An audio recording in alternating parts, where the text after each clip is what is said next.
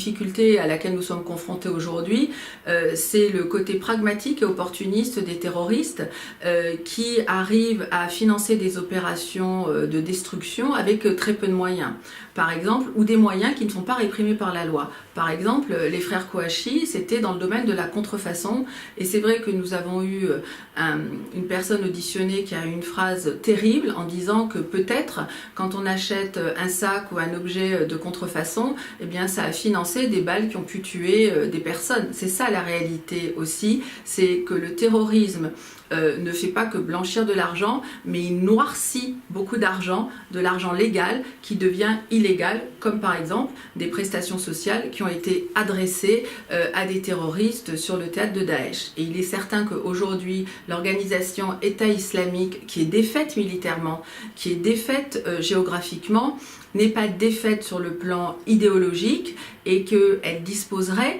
d'un trésor de guerre de 1,3 milliard à peu près, qui ne s'est pas évaporé, mais qui est aujourd'hui dans la nature, on ne sait pas où, on ne sait pas comment, et la difficulté qui est devant nous, c'est de voir et de savoir comment et quand les personnes qui ont eu l'argent de l'organisation État islamique, qui ont été entraînées sur les théâtres d'opération en Irak et en Syrie, où sont-elles? Avec quels moyens? Où se cachent-elles?